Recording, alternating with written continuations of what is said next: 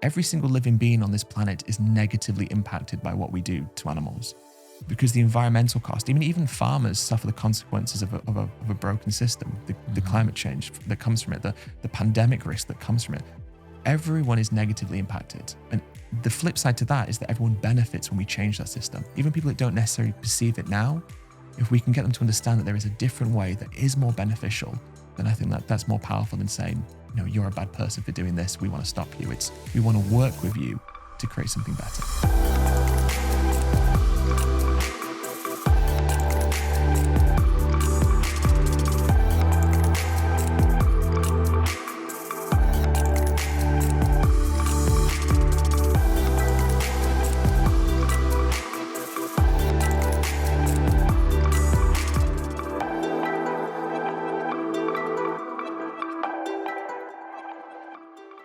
Hello, everybody, and welcome back to the show. Today, we have Ed Winters on the show. I'm very, very excited for today's episode.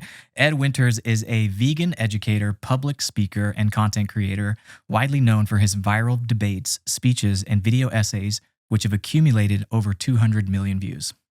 He's founded a nonprofit restaurant called Unity Diner that donates all proceeds to helping animals, and more recently founded Surge Sanctuary, a forever home for abused and unwanted animals. Ed also has his first book coming out called This is Vegan Propaganda and Other Lies the Meat Industry Tells You, which I am very, very excited to talk about. Ed, as someone who has admired your work for years, I am truly, truly honored to have you here and very, very excited to have this conversation with you, bro. Well, I appreciate it. Thank you so much for having me. And likewise, the feeling's mutual. I'm really excited to be able to have this conversation and to finally connect. Yeah, man. So we just had lunch. This is actually the first time we've connected. We've met each other in passing a few times at different Vedge fests and different events. I think in London, maybe 2016 or 17, we met each other briefly, but this is the first time we actually get to go deep. And I'm super excited just to hear more about you because you have a very interesting way of activism. You have a very interesting way of talking about the things that you're very passionate about. And I feel like it resonates with so many people and you have such a effective way of communicating. And I love learning about psychology. I love learning about communication because I feel like at our core, all of us want to be seen and heard and understood. And I would love to hear just how you have gotten to the place where you are. Like, were you always Earthling Ed, or who were you before the world knows you as Earthling Ed? Yeah, I definitely not the Earthling Ed I am now, at least. I remember when I first started advocating and speaking about, what we do to animals and the issue of veganism and plant-based diets and such. I was a little bit more, I guess you could use the word aggressive. I was a little bit more kind of forthright. And I quickly realized that the manner in which I was talking to people was not effective. And you're absolutely right when you say that people just want to be heard and listened to. And we all feel that way, especially when it comes to divisive, large topics within society and culture, issues of morals, issues of personal conviction. These are the sorts of issues where we need to especially listen to people's viewpoints, because if we fail to understand each other or we just talk past each other or shout past each other, we'll never reach any sense of commonality, or we'll never make progress in any direction. So when I first started, I remember I had this conversation with these two South African guys, and it was in Trafalgar Square in London. And the conversation kind of took a turn for the worst. And I was kind of being a little bit aggressive, with the language I was using. And they were clearly being very defensive. And afterwards they were like, hey, we didn't like that. That wasn't okay. And I remember reflecting on that afterwards and thinking, well, what am I trying to do here? If I'm saying that I'm a voice to try and help people understand their relationship with animals, and I want people to be encouraged to, be vegan and all these different things, and the people I'm speaking to are telling me afterwards, hey, you haven't done that, then clearly there's something going wrong here. So it caused me to, as you say, look into things like psychology and see how people work and how people respond, because it's very important, I think, especially when it comes to conversations about big topics. Anything really. People don't really always remember what you say, but they remember how you made them feel, right? So it sometimes the message is irrelevant, but it's the messenger and how he delivers it or she delivers it.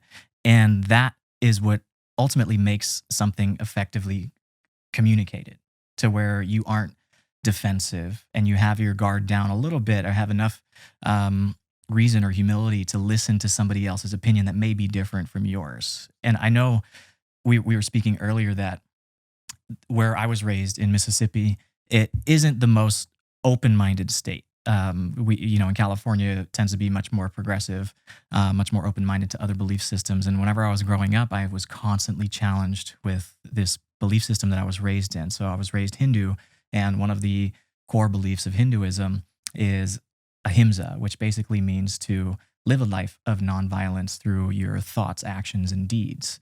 And any contribution to violence, such as eating or consuming animals, even though you may have not been the one to execute or kill the animal, you are still contributing to it by consuming it, by paying for it, by keeping the cycle alive and well. So for a young adult or a kid, a child like myself, that concept is hard to communicate even today as an adult to others. So I was constantly found myself in this position defending myself. So to the point where I just didn't talk about it. I didn't want to stand out in any sort of way or defend my belief systems constantly. So I feel like that allowed me that perspective to have compassion for other people. And even because I felt so misunderstood, that I made it a point to really try to understand why somebody believes the things that they do, instead of immediately defending my beliefs and positioning myself as being morally superior or right or self-righteous, and trying to really understand other people so we can coexist. Yeah, it's so important, isn't it? Yeah. And we have to listen to people, because how can we properly respond to what people think and say if we haven't fully understood their argument or listened to them? I think, we do often fall into the trap of going into a discussion or a conversation, or, talking to someone who has different views to us, and we fall into the trap of caricaturing that person.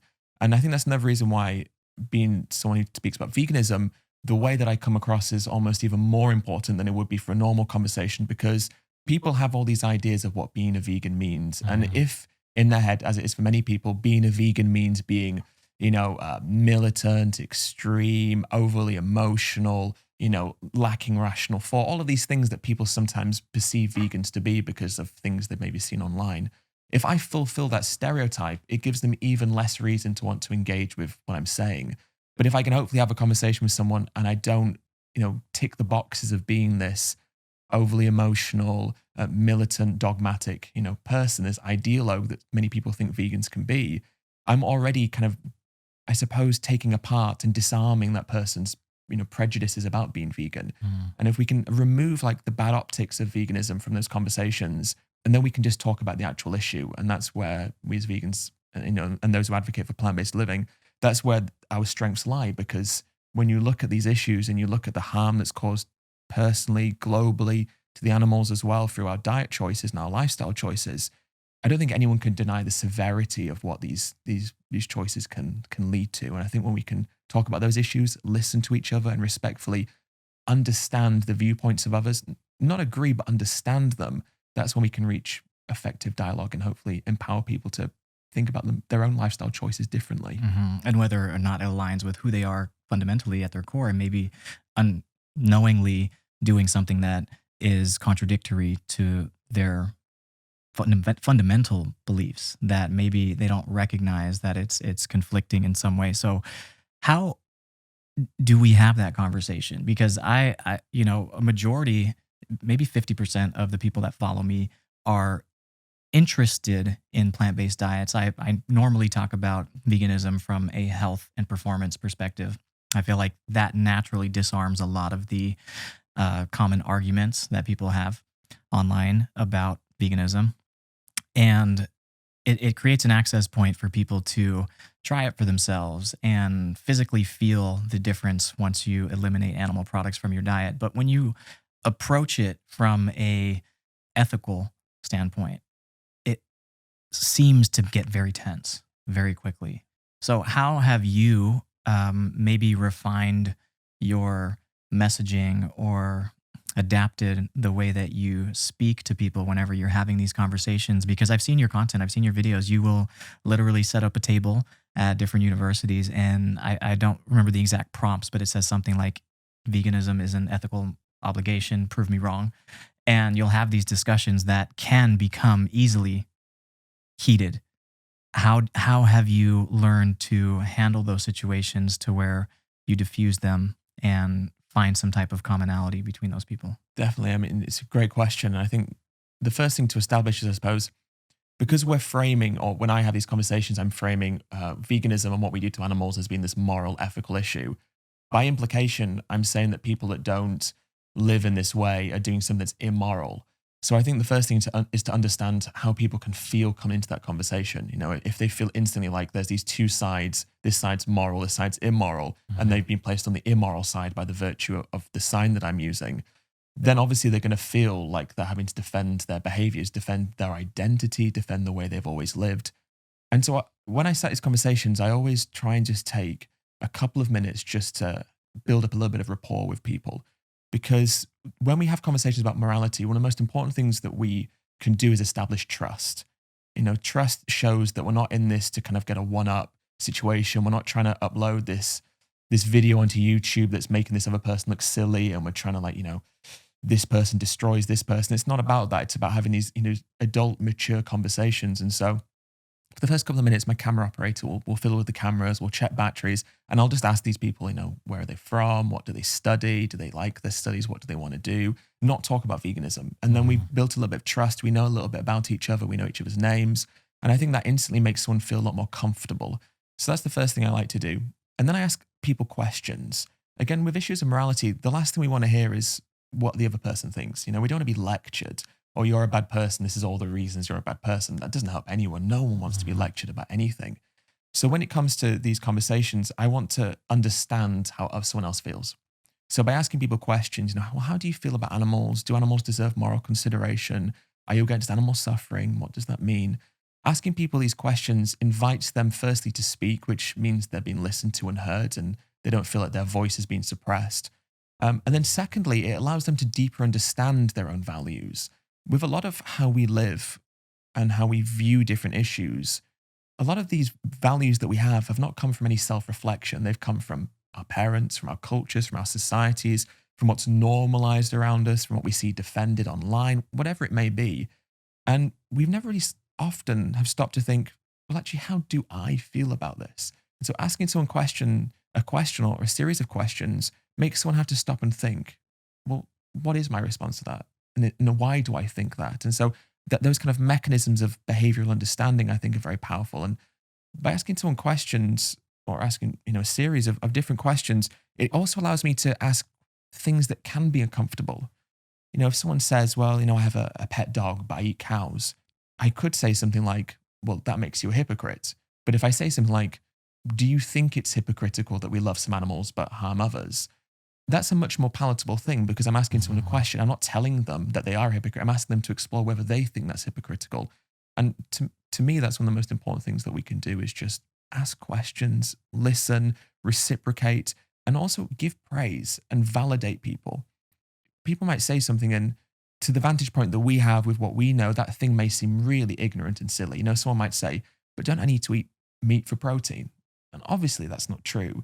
And it would be very easy to say, no, that's ridiculous. Why would you think that? But of course, that's not going to help. So maybe validate what someone says. Say, well, actually, I understand why you'd think that way. You know, we've been raised to believe that meat is the best source of protein and sometimes the only source of good protein. So I can understand why you'd think that way. But have you thought about the fact that we can get protein from plants? So little things like that, language, validation, questions, just I think help create a more symbiotic dialogue, which establishes where we agree, where we disagree, and why we disagree in that conversation. I love what you said about just like offering a space for self-reflection and not projecting your beliefs onto somebody, but just giving them the opportunity to think for themselves for once. Because like you said, many people, and I mean, myself included, everybody has been in a situation where we may have adopted or inherited a belief system that may or may not be ours. And we've just kind of followed that way for as long as we've known. We've never had it challenged in any sort of way, or been given an opportunity to make the decision for ourselves. So I love hearing that.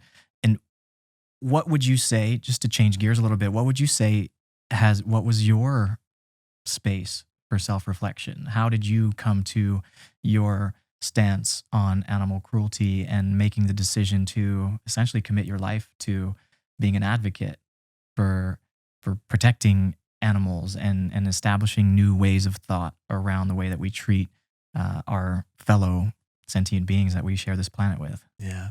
Well, unlike you, I wasn't raised in a family that taught me values around animals. I mean, I was raised in a family where we loved dogs and cats, or dogs especially, and we thought that people who harmed animals were wrong. But I was also raised in a family where we would laugh at being vegetarian, where we thought people that didn't eat meat were these strange, like hippie-ish fringe people. That's the impression I was given from my family. And so for me, it was just this heavily normalized action, this consumption of meat.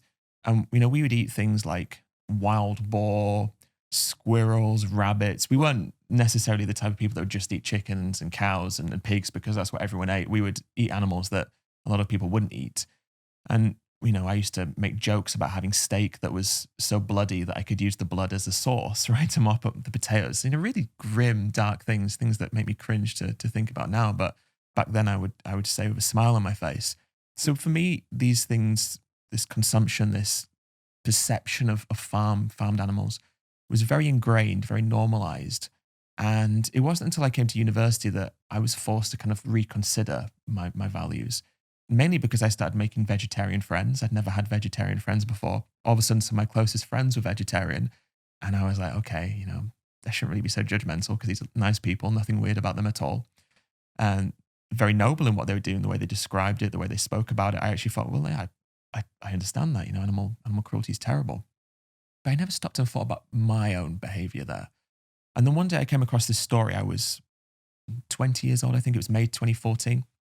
And I came across this story, and it was about a truck carrying 6,500 chickens crashing on the way to a slaughterhouse near the city of Manchester, which is in northern England. And I was reading this story and I was really horrified because hundreds of the birds had died from the crash, just died from the impact. But then there were hundreds more. Some of them were running into oncoming traffic and being hit by cars. Some of them were with broken bones, broken wings, suffering on the side of the road. And I remember reading this story and feeling just so terrible that these animals were suffering. But then I felt like such a hypocrite because in my fridge was a KFC. Because when I used to eat animals, fried chicken was my favorite food. I used to get fried chicken all the time. My local KFC was like a 10-minute walk. So I'd go once, twice, maybe 3 times some weeks. I'd just stock up on fried chicken. And here I was feeling sorry for chickens who were going to a slaughterhouse to be killed, many of them probably for fried chicken that I would have consumed. But they're suffering, and I recognize that they're suffering. And so I had to, again, give myself that space to go, well, what is my values when it comes to non-human animals? I'm against people that cause cruelty to animals, but is unnecessarily taking an animal's life and raising them in a system of farming which causes them harm and exploits them. Surely that must be the definition of cruelty that I'm against. Because what could be more cruel than the things that we do to animals who we consume? Nothing could be more cruel than factory farms and slaughterhouses. So if I'm against animal cruelty, and that means people say kicking a dog or tormenting a dog, then surely I have to be against these things that I pay for. And so I reached a fork in the road, so to speak, and I said to myself, do I bury my head in the sand, ignore my values that I'm learning and discovering, or do I recognize there's something here, something that's making me uncomfortable, something that's making me reconsider the way that I've always lived, and do I pursue that and go with it with an air of curiosity to see where it leads me? I chose the latter and went vegetarian. And then about 8 months later, my partner was telling me to watch this documentary, Earthlings. She'd seen it advertised on Instagram, and she was saying, we should watch it. And I said, there is no way I'm ever watching that documentary. That's probably undercover footage shot by Peter. It's probably all faked. It's extreme. It's not, truly representative of what happens in these places. I was still this kind of very nervous vegetarian who didn't want to be vegan and wanted to just to kind of, pretend that everything was fine the way that I was. And then I saw the documentary, and it kind of changed my life because at that time I had a pet, a companion animal, hamster called Rupert the hamster, who was the first animal I ever really had in my life, who I'd formed a connection with. Hamsters are incredible animals. They're very small though, And so from a personality perspective, it could be hard to think of a hamster giving you that much personality. But Rupert had so much personality. And I remember after the documentary finished, I went and sat with Rupert because I just felt that it was nice to be around an animal who wasn't being harmed. Because the documentary is very brutal. If people haven't seen very it, graphic, very graphic. Mm-hmm. Yeah. So I sat with Rupert the hamster and I was looking at him and I gave him some broccoli because broccoli was his favorite food. He loved broccoli so much, good vegan hamster. And so I gave him some broccoli and he was, nibbling away with his cute paws. And I was just thinking, what a delight he is. And I was thinking, wow, there is so much about Rupert that makes him unique. He likes broccoli. He didn't like kale very much. He hated running. He never ran on his wheel, which was unique for hamsters because most hamsters love running. Rupert hated running. He just wanted to sleep and eat all day, which is kind of relatable to how I want to live as well. And so I was looking at Rupert and I was thinking, there's so much about him that makes him unique. But what about the dairy cows? What about the egg-laying hens? What about all the animals who we exploit in all the ways that we do? Surely they have personalities, likes, dislikes. Surely they're sentient and conscious like Rupert. And then I realized that what we do to animals isn't an issue of meat, dairy, and eggs. Food is a symptom of the problem. The problem is that we have degraded the lives of animals to such an extent that what we do to them becomes acceptable. The fact that we can do these things to animals and think that's okay just shows how little we view their existence. And so I realized that the issue is our mentality. And that's why veganism became this big part of my life, because it was really challenging this paradigm of viewing animals as being so unworthy.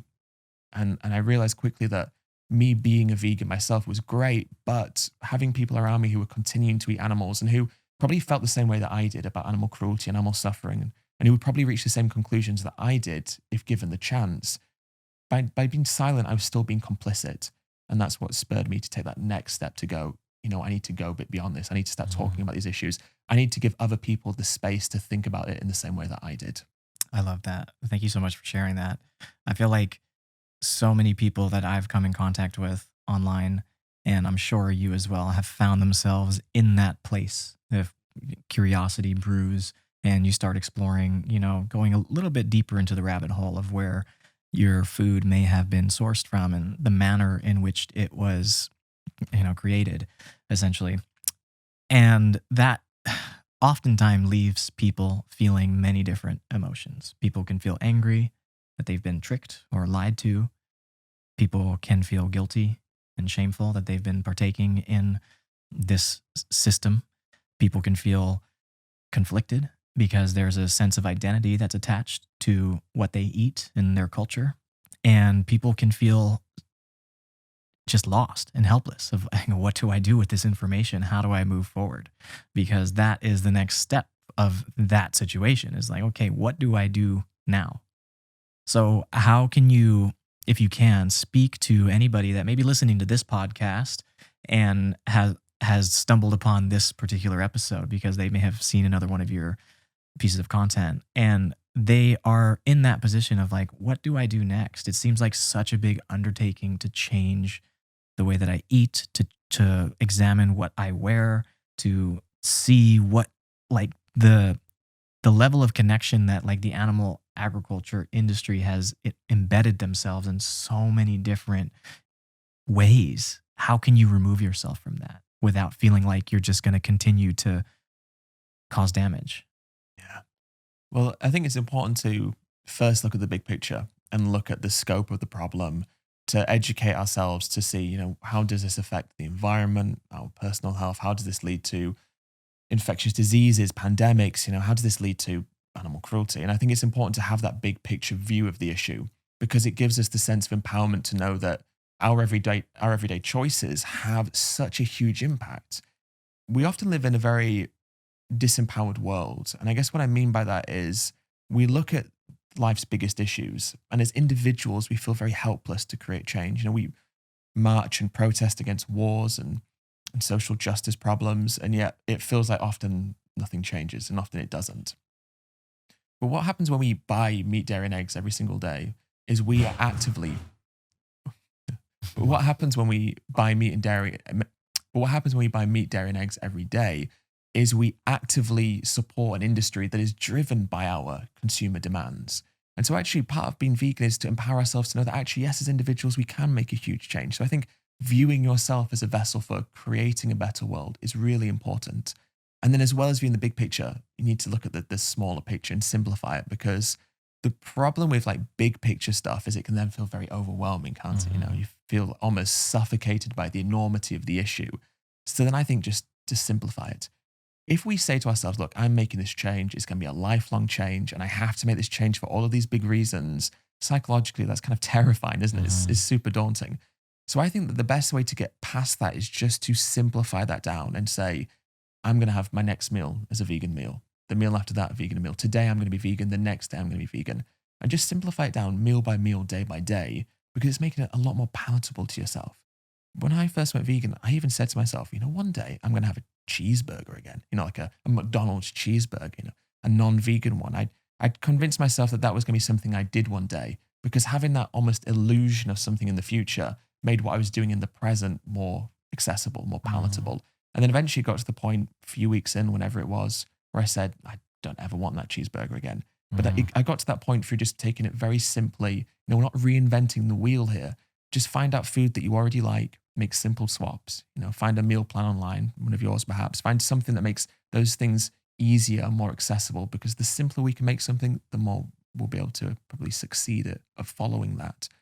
And that's what I would recommend. Yeah, I agree with you fully. As somebody that helps people transition and change what they eat to prioritize their health, or maybe to align themselves with their new belief system, it can be so overwhelming to figure out what to eat next. And I feel that so many people also feel the pressure of being perfect. And especially that is reflected in the vegan community. You hear and see stories of maybe somebody that announces that they're vegan, and then the next story or post that they make has some type of non-vegan, maybe clothing or food that they're unaware of. They're in their process of transitioning. And yet, instead of finding support from the vegan community, sometimes they can attack that person. And that can often lead to that person maybe stepping away from even considering living that way because of the lack of support even from the community itself. So I'm also a huge fan of just progress over perfection. Some people can go fully plant-based overnight. Some people have the conviction and the resources available to do that. And then other people, it requires a process. And we don't need a few perfect vegans to make a change. We need a lot of imperfect vegans to make a massive change, because systemically we're talking about, like you mentioned, we're all consumers. And if just one person decides to, eliminate animal products from their diet, it's going to make a small impact. But if a lot of people even just replace one meal from, the 3 to 5 meals that they eat per day with a vegan meal, collectively that makes a far larger impact. But not everybody can make that transition so easily. So I think it's different strokes for different folks, isn't it? And you're right that I know many people who were like, I just realized one day what I was doing was wrong and swapped. And I met people like myself who went vegetarian first and then went vegan. And I think the overarching thing is always that notion of accountability, isn't it? When accountability can feel like an almost scary word, but I think it just means fundamentally just reflecting on our actions and making sure that we are in alignment with how we really feel about these things. And so I guess what I mean by that is people will always go about things slightly differently. Some people make that change overnight, some people won't. But I think whatever pursuit we're adopting based on the current situation we're in as individuals, accountability is important, because it means that we don't become complacent. It means that we can avoid becoming, I suppose, not detached necessarily, but I suppose just removed from what we're thinking about. Because often what people can do is they can have this moment where they see everything that's happening, where they make this realization, and they can go, I'm going to change everything. And then time has this funny way of helping us kind of almost distance ourselves from bad things. And so accountability, I think, just means reminding ourselves of why we're making this change. So if someone is making that step to vegetarianism and then veganism, they don't become complacent when they recognize that veganism is the full, I suppose, realization of the values that they're understanding within themselves. So yeah, I think we have to be totally understanding of different people's perspectives, different people's positions in life. And I think rather than shame or call people out, if that's the right word, we have to just encourage self-accountability, and there's a way of doing that which is coming from a compassionate place, that is coming from a place of understanding and respect. And so if someone has just made that change to veganism and they post something online wearing a wool jacket, or they've got a down coat or whatever it is, yeah, it's not calling them out for being a hypocrite. It's saying, hey, you may not realize, but just so you know, this is made from this, which comes from here. You know, just a matter of education, isn't it? So people, when they have that choice in the future, can decide what choice they want to make. You mentioned several times in your story of how you inherited this belief or this perception about vegans, and then what they look like, kind of the stereotype. And then also later on, you talked a little bit about some of the perceptions about like the food that we consume and how protein is necessary. And the title of your book it's called Vegan Propaganda and Other Lies the Meat Industry Tells You. This is right here. Where do you think we learn this kind of blanket statement, vegan propaganda? Because I feel like everybody has their own idea of what vegan propaganda is, and that there is this pervasive agenda that vegans have that is somehow benefiting them in some way that automatically will dismiss a person's openness to listening to what that person has to say. Where do you think we learn these ideas? Because I also I grew up vegetarian, and I consumed, cheese and dairy growing up. And for me to give up cheese and dairy was a big deal. I was like, at that time, I was just getting into like more seriously into fitness. And that was a predominant source of protein for me. It was like whey protein and cottage cheese and things like that. And I was like, okay, I had also come to this fork in the road where I discovered a video of the dairy industry and I no longer wanted to support it. So I was just like, okay, now I'm going to have to eliminate this and find other sources of protein. But I had the assumption that without that, I would lose strength. I would become fragile or frail. And I don't know where that came from.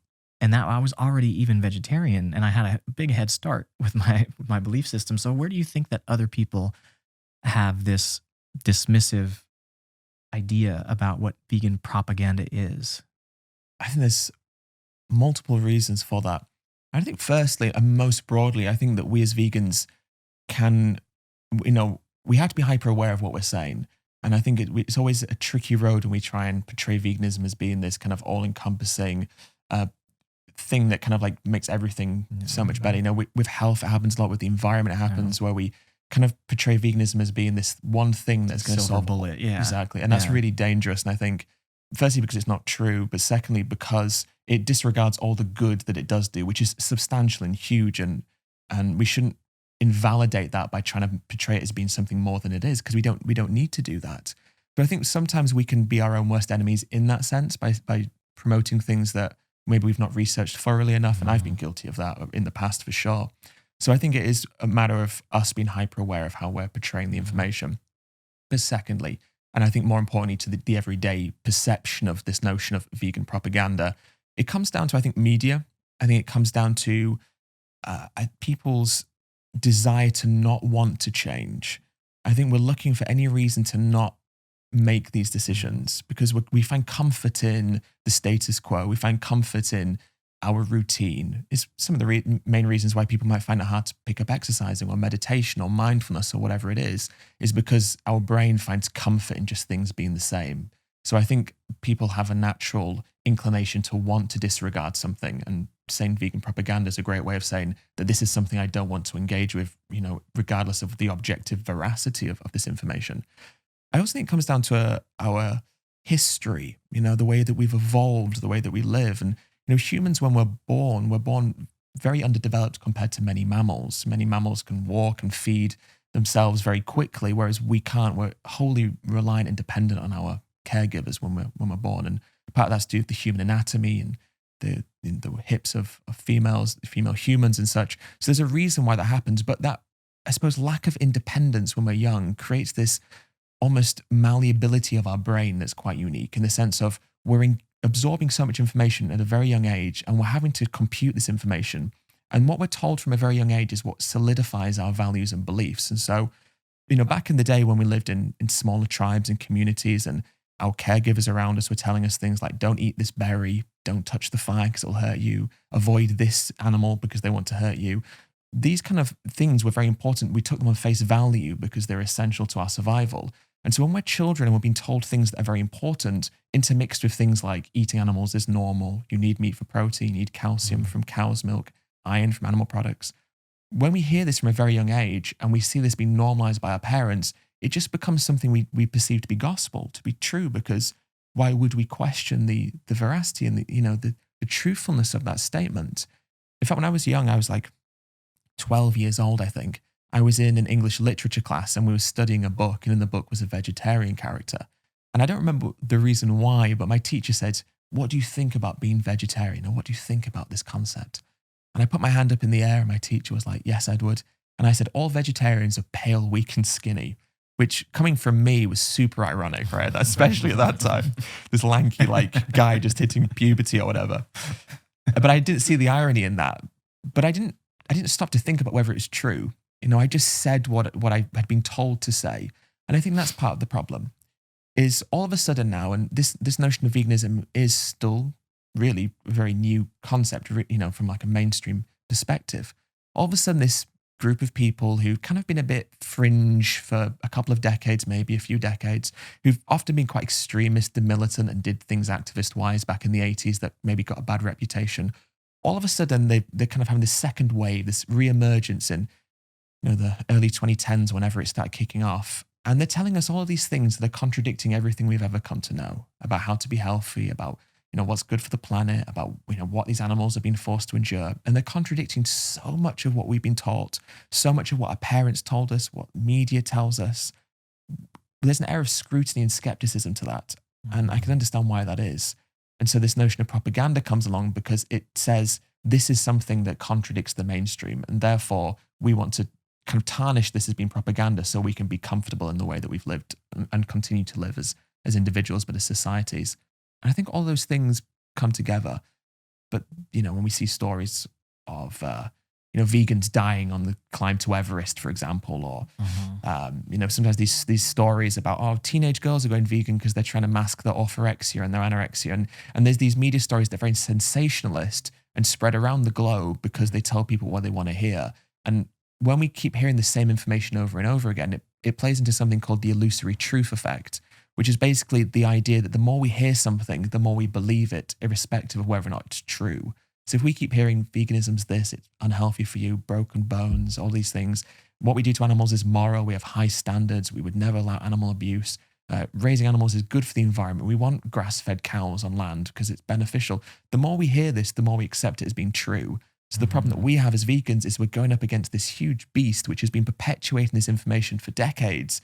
And all of a sudden we're coming along going, actually, there's all this new scientific literature that's coming out. And actually, when you look at these standards, this is what they mean. And we're contradicting that normal, I suppose, perpetuation of information that we've become so used to. And all of that, I think, plays a part, ultimately, this perception of vegan propaganda. Yeah, there's a lot of momentum in that direction. And like you said, essentially we're heretics. We're challenging what the status quo is. And that naturally brings about skepticism and people searching for evidence to support the contrary, right? To anything that might be said or new literature, new science, it's met with this level of skepticism that can be perceived as propaganda. And I feel like there is a certain amount of people that are open to listening to what vegans have to say, and it quickly gets drowned out by the immense amount of media content that is doing everything it can to discredit or create confusion around what vegans have to say in particular. Because now I feel like even the word vegan can become triggering to many people. It's a loaded word. I even know other vegans that refuse to identify as vegan because they don't want to cause conflict with other people. They say plant-based. It's a safer, more softer word to identify with. And even companies, they don't want to label their products as vegan or services as vegan. They say plant-based, even though they might morally be more aligned with the term vegan and that way of living. So how can we approach the level of misinformation or maybe even embellishment that the vegan community has, or the people that are working against the vegan community? How can we approach those situations with a level of curiosity that actually has an effect that can move the needle? Because I feel like with every new study that comes out, there's three other studies that disprove this one. And people are just left confused. And when they're left confused, they just go about the same way that they were living. Absolutely. But this idea of it's called merchants of doubt, which you were alluding to there, which was something that was this concept was really taken by the tobacco industry during the 20th century, and it was the idea of all we have to do is create doubt in the consumer. And as you say, that doubt makes them think, oh, what's the point of even trying to engage? Everyone says something different, so I'm just going to do what I've always done because that's what I do. And I remember there was back in 2015 when the WHO came out and said processed meat is a class 1 carcinogen, red meat class 2. That obviously caused a huge media storm. And then only a couple of years ago, I think 2019, there was this apparently rebuttal that was published, which was funded by the meat industry, ties to the cattle, the cattle industry here in the US. And the science behind it was really poor science, pseudoscience. But it became this huge story which contradicted what we'd been told a few years earlier about the cancer and heart disease risk of red and processed meat. And I remember, and I write about this in the book because it was such a shocking moment. On British TV, we have this presenter called Philip Schofield, and he's a fairly well-known presenter in the UK. And he is one of the presenters on this show called This Morning, which is one of the big daytime TV shows in the UK. And he was talking about this meat industry funded study. And he said, bacon is back on the menu. And he said, what studies like this show us is that when we hear things coming out about this is bad for you, that's bad for you, just ignore it. And he said that to all of the viewers, probably millions, a couple of million of people watching it. He said, ignore the science that comes out telling you when something like that's bad for you because you can't trust anyone. And that is such a dangerous message to tell people when people are dying from colon cancer because they've been processed meat their entire life.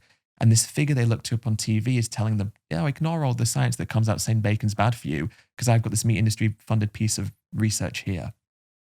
So I think the first thing for people to recognize is that there is a bias that exists, that there is this industry who is trying to perpetuate the normalization of these behaviors and habits, who are funding studies, nutrition studies especially, but also climate change studies and environmental studies, who do have a vested interest in pursuing, I guess, the continuation of this normal attitude that we have.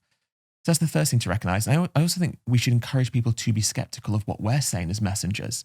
And as a public speaker, when I do talks, I try and make a point at the beginning of the talk to say to people, don't take what I say on face value. Like, please don't take what I say. If I say something and you think, wow, that's shocking, or I've not heard that before, or I've not considered that before, take what I've said and go home and look at it yourself. If I say something about this is what happens in the dairy industry, or this is the environmental cost of raising, cows in the US or whatever, go home and fact check what I say and have a look into it. Because what I think we want to encourage people to do is to go down that rabbit hole, is for themselves to see this information, not just take what I say as being true because I've said it in front of them in a situation where I'm being a public speaker, but instead use that situation of me being a public speaker to create curiosity to then go home and look at it. But look at it, I suppose, with a sense of understanding that there are biases there that are meant to influence us. And that's why I like talking about the morals a lot as well, because when it comes to morals and ethics, there's not studies. I don't need to show a meta-analysis to say that animal cruelty is wrong. I just have to ask people to understand their own values. And like we said at the beginning, I think that, or what we alluded to at least, I think that most people agree with the basic moral values of veganism, that non-harm in situations where possible is preferable, that reducing animal suffering and animal violence and animal cruelty is preferable. I think everyone by and large in society agrees with those fundamental statements.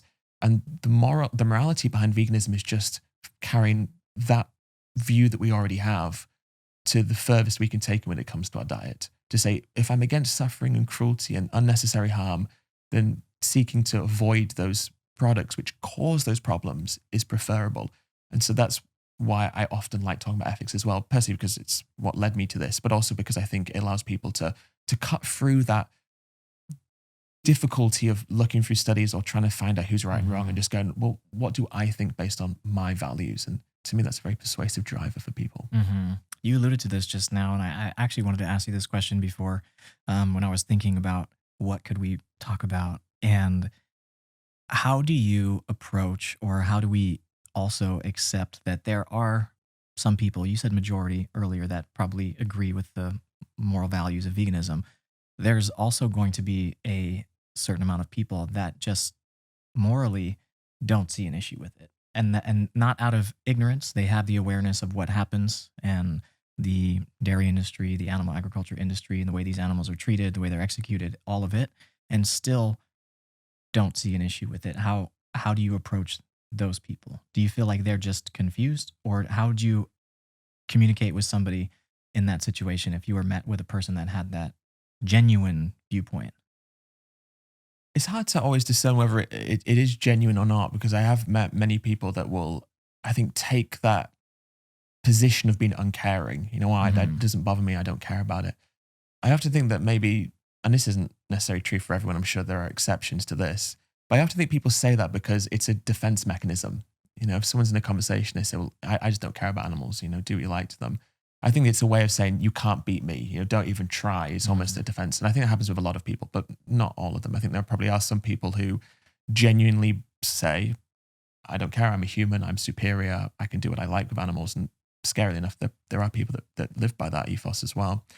And I think the first thing that I try and do is, I suppose it's a bit counterintuitive, but I try and remove pressure from myself. When I go into a conversation, if my expectation is to have someone leave that conversation agreeing with me completely, I'm going to be sorely disappointed 99 times out of 100, because people aren't going to leave and just suddenly have changed their philosophy. The point, I think, of the conversation is to try and encourage people to think about it in a way they've not thought about it before. You know, plant that initial seed, perhaps, that can hopefully flourish over time. And so if there are some people who are just resistant and won't listen, I have to say to myself, well, I can't do more than I can. And if they leave that conversation with this, I suppose, apathetic, position of self-grandeur when it comes to the species they're born into, I can't really change that. But what I can do is focus on the low-hanging fruit, the people that want to change. And society is always progressing, and it's never progressed because everyone's agreed. It progresses because you just need to get enough people to agree with the basic, principles of what that change should be.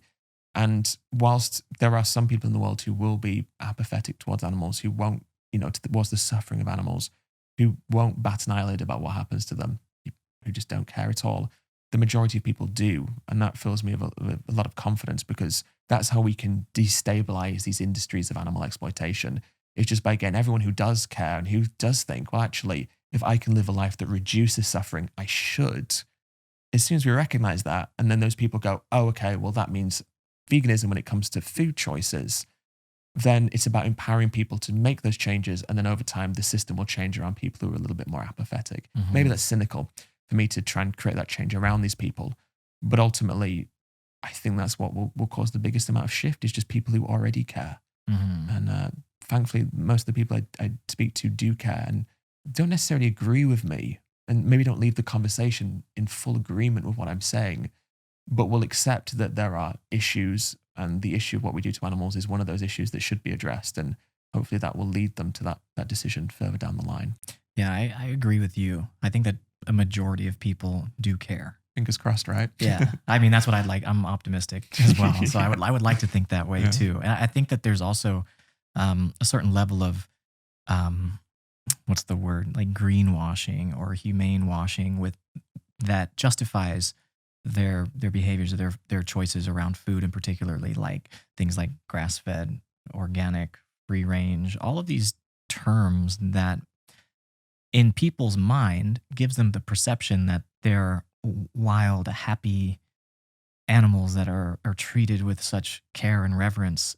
And I think that makes people feel good enough to continue, eating those types of products. How do you address the people that this is a common kind of response that I get, is like, well, I only eat grass-fed, organic, free range, wild caught, all of these kind of buzzwords, which I'm also a skeptic, because I don't think that they're checking every single source of animal that they consume to that degree, to really exploring what the living conditions of those animals were. It's extensive work to do that. The easiest way to be sure is just to not consume them whatsoever, which is the approach that we take. So how do you approach those people that respond to you that way? Yeah, I mean, I totally agree with you. I think that whether or not we said this to them is beside the point, but I do think that we should be skeptical of people that say that. I had this person recently who said that they only eat grass-fed beef. And I said, or not only grass-fed beef, but when they eat beef, it's only grass-fed. And I said, okay, so, where will you be eating later? And he's like, I'm going to a steakhouse, like a chain steakhouse. And I was like, are you getting this, pasture-raised, high welfare, grass-fed beef in this steakhouse that you're going to? He's like, yeah, why wouldn't I? Are you telling me that places don't sell that? And I was like, yeah, that's exactly what I'm telling you, that if you're going into a chain restaurant, especially, you're 100% not getting what you think you're getting. And so I think people often people don't want to believe that it's as bad as it is. And so they'll also trick themselves into thinking that, oh, this has probably come from this place, or I'm sure it's not as bad as that video that I saw once. So I think that we do have these mechanisms, and people, will probably big up their eating habits to make them seem more ethical than they actually are when it comes to animal products, especially. The first thing to recognize, I suppose, is that by the fact that people are buying these things, or at least perceiving themselves to be buying these things, it shows that they do care. No one's going to spend extra on grass-fed beef unless they think that that's a better thing to do. Mm-hmm. So I think the first thing to establish is why people are making those choices. And most people will say that because of ethical considerations. I think factory farming's wrong, which is why I only buy these labeled products that we're talking about now. So, and I said, well, why are you buying those products? Well, because what happens in factory farms is morally wrong. What about it is morally wrong? Oh, they harm these animals, they put them in cages, they mutilate them, they just don't show them any care, they're treated as objects. And I'm like, okay, so factory farming causes suffering, it causes harm, and that's why it's wrong. So by reducing the harm that we're causing, we're acknowledging straight away the reduction of harm is the morally preferable thing to do. And I had this conversation a lot with people. I say, look, we're starting at the same point, which is that factory farming's bad. That's where we're starting. That's a great place to start, that commonality. Mm-hmm. And we're coming down this ladder together, this line, and we're agreeing with each other until we reach these certain farms. And now I'm going to keep going to veganism and you're going to stop here. And I say to them, the reason that I'm continuing to veganism is because, by my own admission, reducing suffering is preferable. So if I recognize that these animals and these farms, whilst it may be preferable to factory farms, but they're still in situations where they're suffering and ultimately are going to be killed, I have to ask myself, is veganism a further reduction of suffering than the same slaughterhouses that all animals are killed in? Because even these grass-fed animals are still killed in the same ways, in the same slaughterhouses. So does that cause harm? Is that immoral? Does that cause suffering? And even on these grass-fed farms, they can still be mutilated. They can still have separations from, babies from mothers. They can still have terrible things happen to them. It's just maybe they have more space, so they're allowed to graze. And so if I recognize there's still harm and still suffering caused in the grass-fed systems and these other systems, then morally speaking, by understanding that we shouldn't factory farm because reducing suffering is preferable, that has to lead me to veganism, because that's the fullest realization of these values that I have. And people seem to respond to that because by choosing those options, it already shows they care. And that's the most important thing. As soon as you get someone acknowledging they care, that's the position that you can take to talk about. At some point, do people land on this concept that it's just the natural order of things? I think it's like, that's kind of like the last card that they pull. It's like, well, this is the way that things were, and this is how we evolved to be where we are. So it makes sense to keep living this way. How do you respond to that? Well, I think the first thing to establish is just because something is natural doesn't mean that it's preferable or moral. There are many things that are natural, but are obviously things that we don't still have within society today, and we try to change. And so we shouldn't pursue what is natural. But even if we did, what we do to animals is far from natural. The fact that we farm them is unnatural in itself. We selectively breed these animals, we artificially inseminate them, we raise them in farms, we mutilate them, we kill them in slaughterhouses. Nothing about what we do is natural. And people often say, well, it's the food chain. When food chains are things that exist in nature to harmonize and create stability within ecosystems. But what we do to animals has nothing to do with a food chain, because it destroys ecosystems, destroys habitats, and it's a human construct. So appealing to the natural world leads us down a dangerous slope where we're invalidating all the advancements that we've made as a species that are, unnatural, quote unquote. So that's the first thing to recognize. And the second thing on top of that is we shouldn't invalidate the importance of animal products in our history. We were hunter-gatherers. Eating meat did help us survive during times of food scarcity. It provides us with calories and sustenance. And yeah, as a species, there's a good chance that we wouldn't have survived or at least got to the point we're at now today without hunting as well as gathering. So we shouldn't invalidate the importance of it. But ultimately, what we did in the past shouldn't be used, to validate the continuing existence of that action. So it doesn't matter that we've done things throughout history. At some point, those things become wrong in the current context of a modern day society. And in a modern day society, we're well aware that we can live in a different way. We're educated in the way that we know now. When we think about our understanding of vitamins and minerals, that's really only come about in the past 100 years. So for the first time really in our whole existence as humans, especially the evolved humans that we are now, it's only really been in the past 100 years that we've developed the understanding to know that we can live a different way. So now that we're in this time where we understand we can and we have the accessibility to be able to, that's why it's an issue in a current context, irrelevant or irrespective of what we did in the past. There seems to be a growing movement of, it's almost like a counterpart to veganism, where people are now exclusively just only eating, carnivorous, essentially. So they have this approach where they want to go back to ancestral ways of being and living, which is ironic. It seems like we're going backwards, but and as they post everything on their iPhones and yes, exactly, live in this world where you can they have all the modern conveniences, but this is the one area where they choose to live ancestrally. How do you approach that new movement? It seems like it's becoming much more popular now. Well, the carnivore thing, it definitely is. And yeah, the carnivore diet, I suppose, sprung up, in the wake of this mass proliferation of people talking about veganism, kind of came about, as I think, as you absolutely rightfully say, as kind of this counterpoint to it. I don't fear things like this.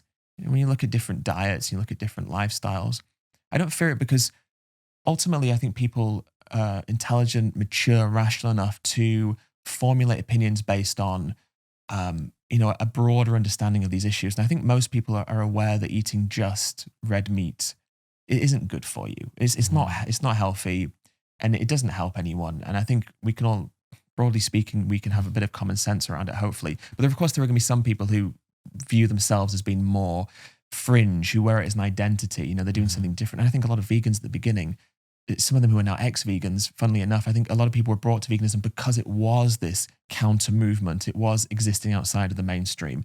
And I think that brought a lot of people who were a little bit more interested in anti-normal things over to it. And that's changed now, and veganism has become very normal.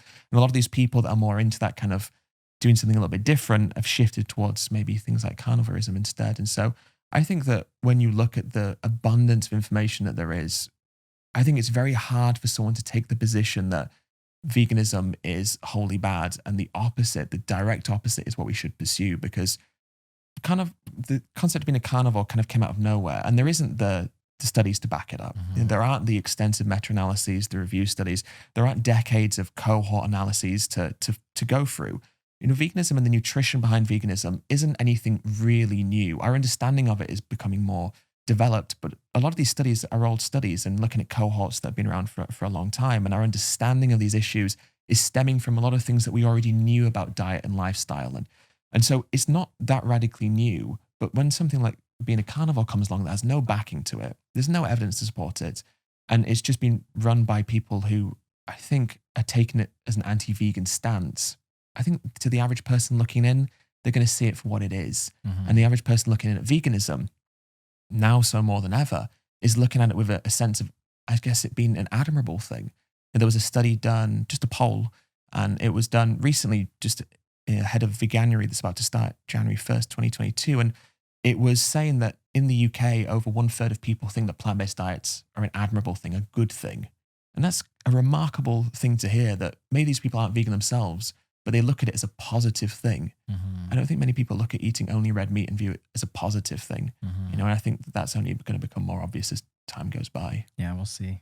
We'll see. What do you think? Is it something you're? I don't really concern myself with it too much. I'm sure you do too, get naturally a lot of trolls online that would love to use me as an example, or yourself as an example, or anybody in the vegan community as an example of the opposite of what they believe.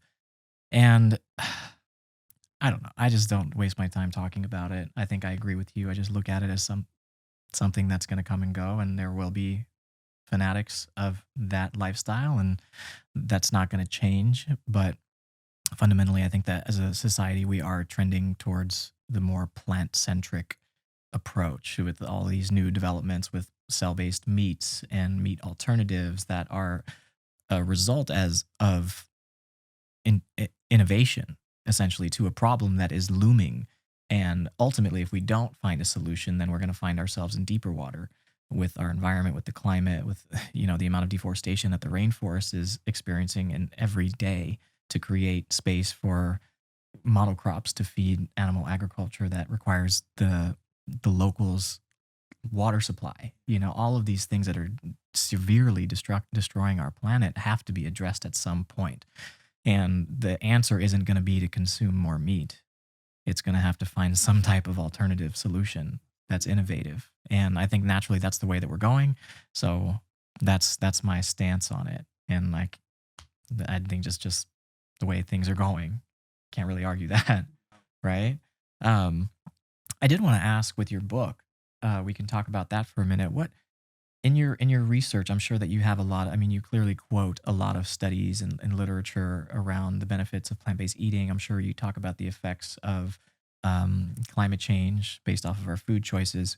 What is something that was surprising to you to learn? Because you seem very well educated on it. I know you are, but was there anything that was glaring or like outside of your knowledge that you found to be really surprising that maybe you could share with everybody listening? Yeah, I was surprised by, I think, the level of corruption that exists from these industries, especially, yeah, in the book there's a whole chapter about the environment, discussing some of the main arguments the meat industry uses, and ultimately addressing the reasons why consuming animal products is so damaging for the environment. And I was shocked when I was researching some of these aspects, not just how bad it is, but how far these industries go to cover these problems up, and actually are able to.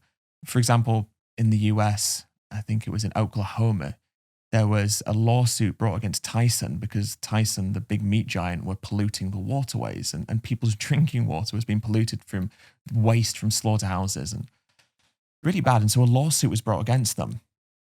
And the lawsuit kept getting stalled and stalled and stalled. And then a new attorney general was elected in Oklahoma, a guy called Scott Pruitt. And when he was elected, the lawsuit vanished. It didn't get pursued any further because the old attorney general had been voted out. And so Tyson were never held accountable. And it turned out that Scott Pruitt was getting funding from the agricultural sources, funding from Tyson for his election campaign. So lo and behold, he gets elected, and all of a sudden these lawsuits about contamination of people's drinking water suddenly disappears. And then lo and behold, Scott Pruitt then became the head of the EPA, which is the Environmental Protection Agency in the entire US. He was appointed by President Trump. And one of the main things that the EPA is in charge of is overseeing and enforcing the nation's Clean Water Acts. So this guy who allowed drinking water to be polluted by Tyson, who was paid by Tyson, then becomes the head of the EPA. And one of his jobs is supposed to be to protect the water in the US. Just things like that I found so shocking. The pollution that these industries cause, and the fact that they always get away with it. There's like a revolving door between lobbyists, government officials, these industries. It's just a constant revolving door. And even in the UK, similar problem. What's scary is that these industries, the farming industries, have a direct hand in creating our nutrition guidelines, here especially, but in the UK as well. We have farming lobby groups whose main focus is to protect the interests of animal farmers and farmers in general. And they are part of the people who are creating the government-guided nutrition guidelines. That's terrifying. And in the UK, we hear about how the animal farming industry has reduced their emissions by 16% since the year 1990. I hear that all the time. We're reducing emissions, and everyone thinks this is a good thing because they're moving in the right direction. But it's selective accounting. What I talk about in the book, and what I discovered from researching about these issues, is that the animal farmers in the UK haven't stopped producing these emissions. They're producing them elsewhere. So we have less, red meat animals in the UK now, so that's less cattle, less sheep. And part of the reason for that was because we had a crisis called the BSE crisis, which was an infectious disease that was created by the cattle industry. And when people ate BSE infected cattle, they could get a rare neurological condition called VCJD, which caused neurological decline, cognitive decline, and death, and it killed a couple of hundred people. Because of this, there was a huge scandal. And so the amount of red meat animals we began farming reduced, but the amount of chickens that we began farming exploded. There was a huge chicken boom in the 90s and noughties, and it's still ongoing, unfortunately, right now. And chickens are fed primarily things like soy and rapeseed, which we import from abroad. So the UK imports all of this soy from South America, and all this soy that's been produced in South America from deforestation, from monocropping, all these things, is producing a huge amount of emissions. Yet those emissions aren't calculated by the Farmers Union in the UK. So we're told emissions are reducing, but what we're not told is that we've now started producing more emissions in South America, more emissions in other countries around the world. Just things like that, where you realize these things we're being told, they're just so heavily warped. And there's this PR spin put on all this stuff. And that I found that shocking. And what I suppose disturbs me is there's no end to these things. You know, I could write about 5, 10, 15, 20 more examples like that, like the Scott Pruitt thing. But there's only so much space in the book. So, maybe for a follow-up, I can look at all these other ones. But it was just shocking to me, the level of corruption that exists. There isn't some big flaxseed lobby or a big broccoli lobby, a big tofu lobby. But there is a huge meat, dairy, and egg lobby that is influencing our behaviors every day, subtly, and also not so subtly as well. So what would you propose because I mean, as a consumer, you feel that is a problem that you can't begin to solve. You're not involved in government, you're not involved in policy creation, but you can choose what you consume, right? So I feel like you mentioned it earlier, like the most beneficial thing you can do is just be more selective with what you consume. And the easiest way to reduce your contribution to that is to not consume it whatsoever, not consume it here and there, but just remove yourself altogether if that is what you truly believe. Yeah. Right? Absolutely. I mean, if we're against these things, what we don't want to do is rely on everyone else to change it for us. We don't want to rely on our governments to change it. We don't want to rely on these industries to regulate themselves, because they won't. They never have, and it's just not going to happen. And even when we look at climate change as a broader issue, it's become a big political talking point now. But the only reason it's become such a big political talking point is because it's become such a social concept. People within society now talking about it, and so politicians are being reactive. And politics is often just very reactive. And so if we want politicians to take things seriously, if we want accountability on these companies and these corporations, then unfortunately, as the case may be, that has to come from us to begin with at the very least. Because the longer that we keep buying these products, the longer we keep signaling that everything's fine and there's not a problem. But if we are against these things, we have to remove our participation from these industries. And if we want a better environment, we want better health, we want a better world which has less suffering, then we have to show that that's what we want. We can't just say it, we have to practice it. And by not picking up steak, eggs, dairy, whatever it is in the supermarket, and picking up something plant-based instead, we're directly showing that. And it's simplistic, of course, to think that this supply and demand chain is going to, is the only thing that's important. Obviously, it isn't. We need government legislation. But without that supply and demand, disruption, without us saying to these companies, we don't want to support you anymore, without that being shown to government through changing attitudes and behaviors and people saying these things, vocalizing their beliefs now, things won't change without that. So the first thing is to feel empowered to go, I have a responsibility, but beyond that, I have the capability to create change, something that we often don't think. But first things first, I as an individual can help create the world that I want to see. Brilliant.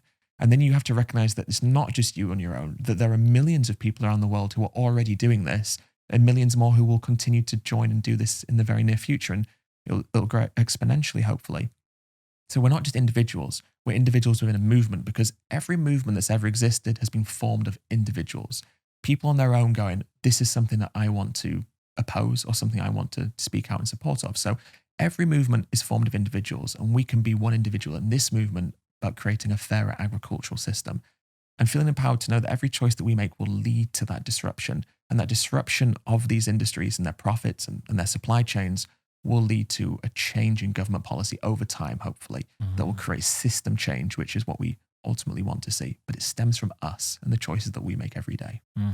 Beautifully put. And I think that you also alluded to creating a solution as well, because you can't just say, hey, the system's not working, cancel it, it's done with. Like, there's so many people involved. So like creating the opportunity for those people to make a transition, to create sustainable change that offers this new way of these new systems that will be aligned with the type of future that we want to create. Because I feel like oftentimes it's so easy to say, well, that's just broken.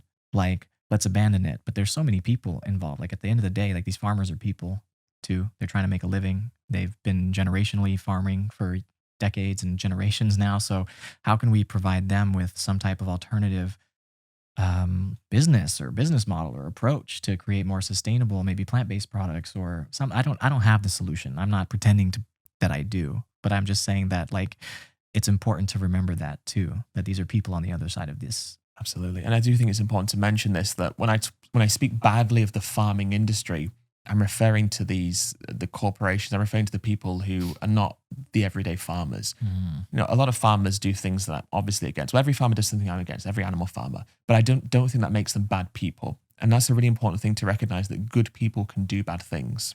We're all capable of doing bad things, regardless of how quote unquote good we are. So I'm not trying to say that farmers are bad people. Some obviously do things that are bad, but I'm not saying that farmers are bad people inherently because of what they do. As you rightfully say, this is a generational thing.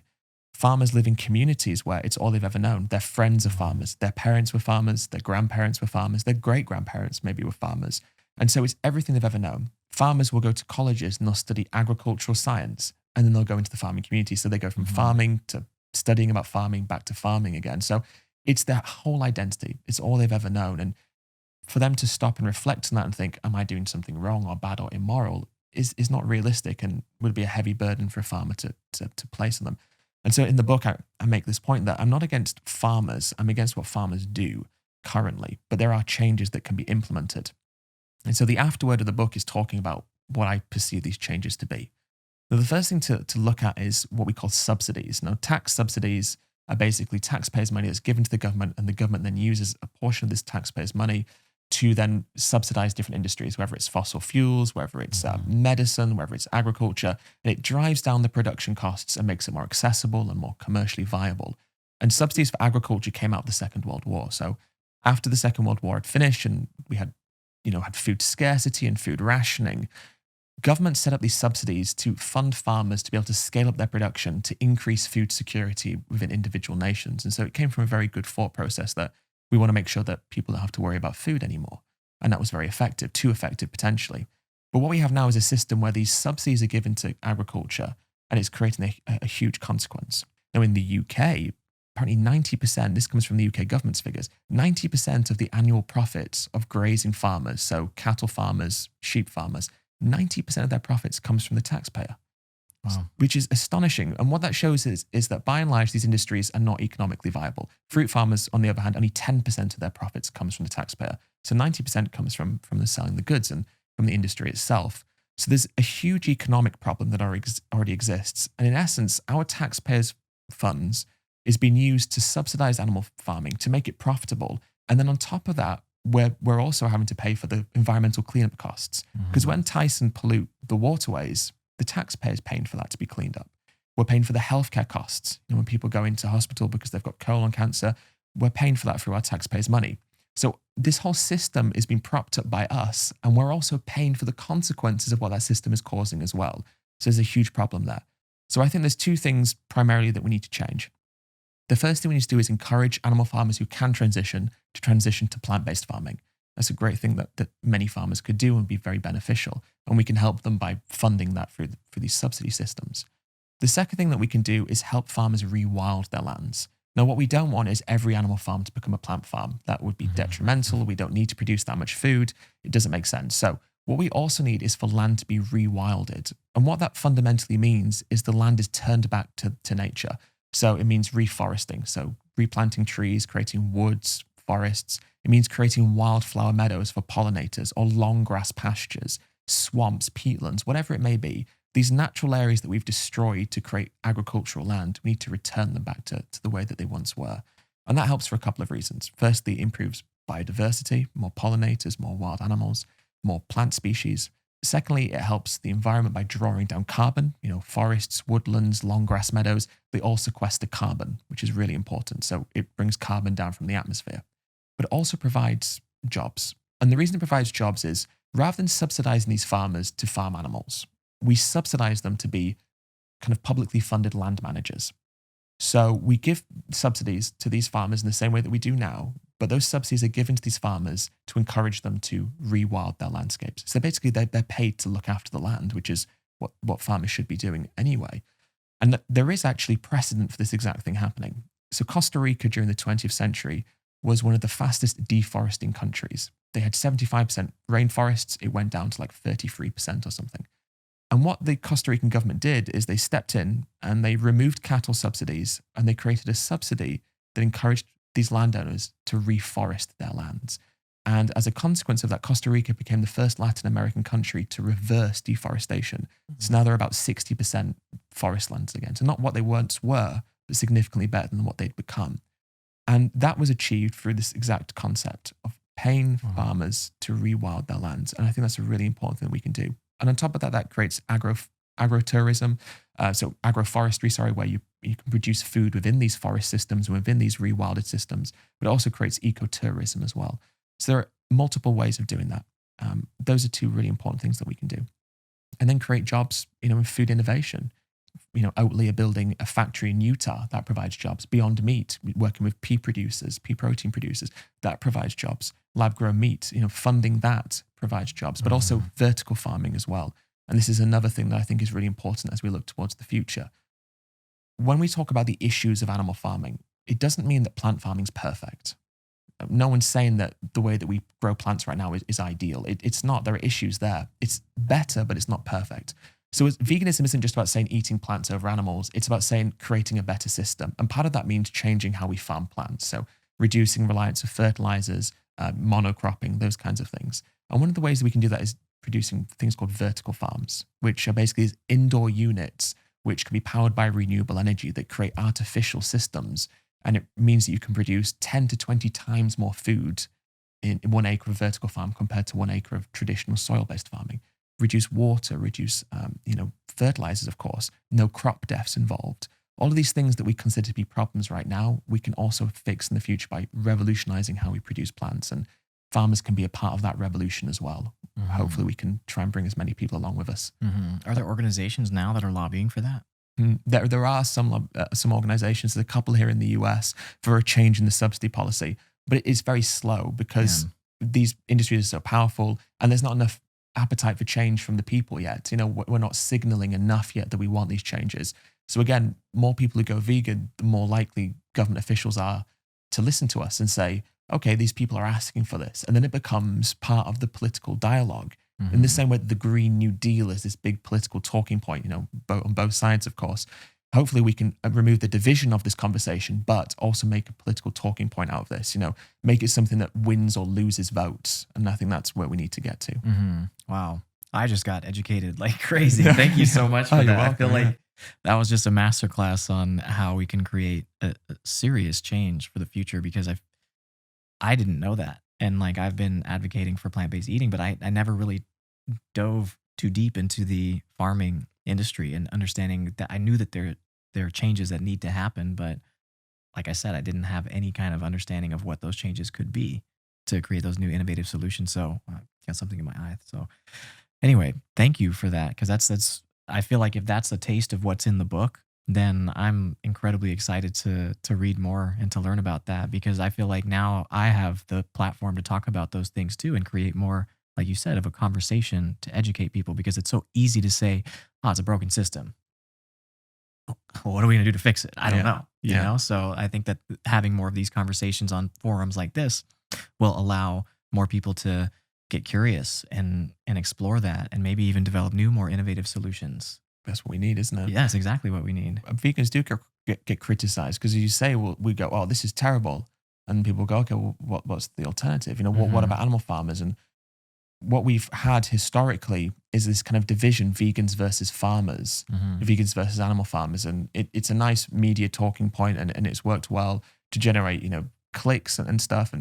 But ultimately, at the end of the day, it's not vegans versus animal farmers, because what we all want, and we just come at it from different points so far, is we all just want to produce food in the best way possible. It's just animal farmers are in this mindset because of the way they've been raised, and I suppose the cognitive dissonance that comes along with that. And so what we need to do is try and create a system of commonality where we go, look, we both want the same thing. We disagree on how that's possible, but at the same time, here's a way where it can be better than it is now. Here's why it works better. And it's not us versus them. It's all of us together trying to create something that is more beneficial for everyone, human, non-human. I sometimes say this and it can seem dramatic, but every single living being on this planet is negatively impacted by what we do to animals, because the environmental cost, even farmers suffer the consequences of a broken system, the climate change that comes from it, the pandemic risk that comes from it. Everyone is negatively impacted. And the flip side to that is that everyone benefits when we change that system. Even people that don't necessarily perceive it now, if we can get them to understand that there is a different way that is more beneficial, then I think that's more powerful than saying, you're a bad person for doing this. We want to stop you. We want to work with you to create something better. I think it's such a, the conversation changes when it's about the environment, the world, these systems, versus when it's your home. I feel like it's this. I want to bring this up because it's the holidays. We've just we're on a couple days. Christmas was a couple days ago, and for many people that are vegan and are visiting home or maybe having these family dinners, they are put in a position where they have to defend their belief system. Maybe they don't want to partake in the family dinner. Maybe it's going against their family heritage or their culture or their identity as a unit. What would you say to those people? Because I feel like I get asked this question so much. It's like, I don't know how to go home. Like, I don't want to go home, which is like, that's not what you want. You want people to connect. That's one of the main reasons of the holidays, is to celebrate connection and family and things like that. So like, what do you tell people about how to navigate those conversations? Yeah, I think this is one of the biggest questions that I get asked from just everyday vegans. It's heartbreaking. I've had vegans talk to me and cry because the relationship they have with their parents has become so fractured. Parents teasing them or putting meat or something in their meal and not telling them, like, really horrible things. And there is this fracturing that can occur, which is sad. And for most people, it may be not as extreme as that, but there is this air of tension or sadness. And I feel that with my family, the idea that they're not vegan and being around them would cause me discomfort, and things have been said in the past which make you feel uncomfortable, and it is hard. And I always, like I do with the people I speak to and like I do with animal farmers and such, I always try and understand the mechanisms behind people's behavior. Why is it that these relationships can become fractured? Why can they become turbulent? And I think about it from my own perspective, and it doesn't necessarily apply to everyone, but for me, when I think about the role of a parent, it's looking after a child, but also it's about installing or instilling morals and values within that child. It's about making them a good person, quote unquote, so that they can become good citizens and lead a lovely life and look after people. Hopefully we raise our children to be, good people. And so when I went vegan and I said to my mum, like, I've gone vegan for ethical reasons, I think what we do to animals is wrong, I'm actually criticizing her and her parenting. I'm saying that you raised me with immoral values and you still live in an immoral way. I'm not stating that, but I'm implying it quite heavily, of course. And so I think for parents, who are in this dynamic or in this relationship, I think it can be hard for them to accept that their child is doing something that contradicts the way that they were raised. So I try and understand that. I try and understand why is it that can happen. But I think fundamentally, as you say, rightfully so, Christmas is about time of connection, but more broadly than that, we don't want to create this kind of relationship problem if we can avoid it. Now, some people may feel it's better for them and everyone makes their own decision based on that. But I think by and large, most people would rather there wasn't that fractured relationship. And so you don't always have to have the conversation. I always say this to people. It's good to talk about things, but there isn't an obligation to say it every time you see someone that you love. Every time you see a parent, you don't have to tell them about veganism or have a conversation. Every time you eat with them, it's okay to try and repress that feeling, to just shut off for a moment. That's okay, because sometimes what can happen is relationships can become turbulent because the relationship becomes known for that friction. Now, we should have conversations when they arise naturally and organically, and we should not feel fearful of doing so, but we also shouldn't force them and feel like we have to. we can go have Christmas dinner and not say anything if that's what we want to do. That's important as well. And then I think it's just, again, stuff that we alluded to or spoke about towards the beginning of the podcast. Things like listening, trying to understand, asking questions, being empathetic, validating. My mum, when I first went vegan, I sent my mum like this email basically explaining it, like a little thing with some links to different resources and stuff. And she sent me this email back. And one of the things, it was a perfectly polite email, but one of the things that she said was, I'm afraid of what's going to happen to you because you'll be eating so much synthetic protein. And I remember I kind of laughed a little bit, and then I felt really offended. And then I thought, well, actually, it comes from a caring place. She's worried about me.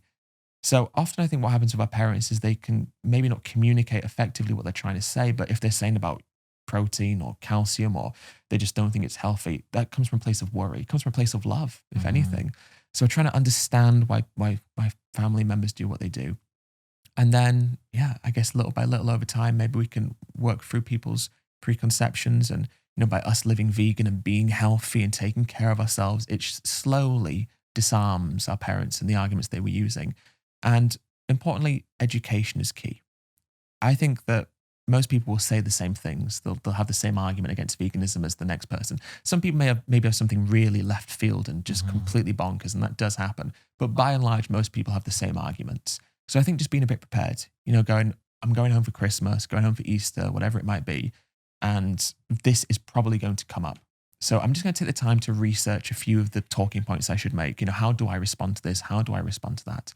And then if you have a vegan partner or a vegan friend, you can always practice these conversations, because it's one thing knowing what to say, but it's just another thing saying it. Sometimes we have all of the knowledge in our heads, but then vocalizing it becomes really tricky. So I think having practice conversations where we get used to just saying out loud what we want to say can be really helpful. And then when you're in that environment, you're a little bit more prepared, and ultimately knowing that if your aspiration is to not create conflict, you have the power to try and steer that ship. If something's become a little bit agitated, if the conversation feels a little bit heated, just back off. You can even say, look, I maybe we should talk about this later. Maybe we should do this later. Just playing it by ear, and recognizing that you can also end in a conversation as well if you feel that that's more beneficial. But hopefully with a little bit of education and a little bit of practice, you'll feel more confident vocalizing your beliefs in a way that can hopefully reduce some of that friction. Very tricky though. Yeah, I mean, it seems to be one of the main reasons why people don't want to go vegan. It's not necessarily because they don't feel morally obliged to. It's because of the fear of the perception of their closest friends and family and what they're going to say to them and how they're going to have to defend themselves or be judged or put in that position where it becomes uncomfortable to defend this or have this conversation constantly. And I always communicate with my clients. I say, it's important to speak from personal experience. Never make it about them and what they're doing. Just speak about it from your personal experience and how it feels good to you to try to reduce as much suffering as possible. And I know that you may be concerned with the nutritional benefits of a vegan diet, but I've looked into this. I've educated myself on all the topics, and it's perfectly suitable for all stages of life, whether you're an infant, whether you're a young adult, whether you're the elderly, it's suitable for that. And I admire your concern for my nutrition, but I've got it covered. And ultimately, this makes me feel good. And it really aligns with the type of person that I want to be. And it has no reflection of you and your choices, but it just makes me feel good. And I find that always kind of diffuses the argumentative nature of those conversations, the more combative nature of those conversations, because it just, if that's who you are and what makes you feel good, then you have the right to continue that. And you're justifying it by saying, I'm just trying to reduce the amount of harm in the world. That was nicely said. I'm going to steal that one for my next family get together for sure. That works well. Yeah, it definitely works. Yeah, I mean, food is a symbol as well. It represents more than just the acquirement of nutrition and sustenance. If we go vegan and let's say we stop eating Nana's spaghetti bolognese or Nana's mac and cheese, we're fracturing some of those traditions. Yeah. And it can be hard for a parent or a family member, even a friend. Let's say you have a wife or a husband and you always go to the same restaurant for your anniversary, and then you go vegan and then you can't go to that restaurant anymore or don't want to. And you're changing or altering aspects of that relationship. And that relationship's been altered non-consensually. The other person or the other party didn't want that change. So by us going vegan and saying, I don't want Nana's mac and cheese anymore, or I'm not going to eat turkey at Christmas, or I'm not going to go to that anniversary restaurant. Or even, for me, when I was younger, when I was with friends, we'd always go to McDonald's. Every time we went out together, we'd always go to McDonald's. Back then there was no McDonald's vegan options as well. So if I'd gone vegan then, that would have had to have stopped. Yeah. So I'd either have to isolate myself from what my other friends are doing or make all my friends do something different. So it's understandable why that can cause problems. And on that point, even with why family members can do things or friends can do things that are hurtful, it may feel that comes from a bad place, but maybe it doesn't. Maybe, let's say we have changed those relationships and we've jeopardized our anniversary meal or the trip to McDonald's we always make with our friends. Maybe our friends have been cruel to us or our family members have been cruel to us because they hope that by doing that, it will make us go back. And it might not come from a very nice place. It might come from a very selfish place, but it probably comes from that sense of trying to restore control, restore how things used to be.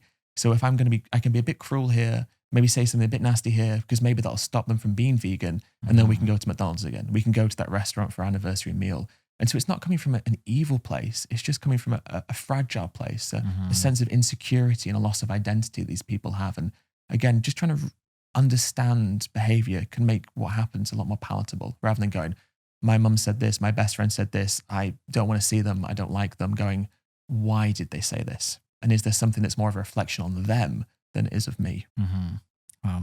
Ed, thank you so much. Thank you for coming on the show. I learned a ton. I feel like anybody that's listening right now probably has a ton to digest from this conversation. I just want to say thank you for all of the work that you're doing, for the amount of people that you've been able to reach, and your approach towards improving the world in which we live and reducing the amount of suffering. It's very, very admirable, and I respect you so much. So thank you. Thank you so much. I mean, again, the feeling is totally reciprocated. You have done so much, reversing people's preconceptions, challenging stereotypes, challenging so much about why we do what we do. And, you're an asset, and I'm very grateful to have you alongside me and everyone else in this movement. So thank you for everything you do as well. And thank you for giving me a platform as well to speak. Anytime you want to come on, you have an open forum to come and speak, whatever you want to talk about. And if you're listening, don't forget that he has his new book, This is Vegan Propaganda. And you told me the dates, the release date. So the UK release date is the 6th of January, and then the US release date is the 6th of April. But if you're in the US, you can order it from a couple of links I'll put in the show notes. So you can get international delivery if you'd like it before the 6th of April. Perfect. Thank you so much. And I will tag all of his social media handles, his website, where to pre-order the book, and be sure to give Ed a follow. I know that whether you're vegan or not, and you've made it to this far in the conversation, you can understand why he is so good at what he does and breaking down the commonalities that we have rather than the differences. And his content is incredibly inspiring to not only listen to what he has to say, but also as a template to handle and navigate challenging conversations with strangers, with loved ones, with friends, with spouses, with anybody. So, and like we said at the beginning of this program, ultimately it's about understanding each other better and coexisting and making this world a more peaceful place. So again, thank you, Ed. Thank you for having me. Thank you everyone for tuning in. Sending you all love and light.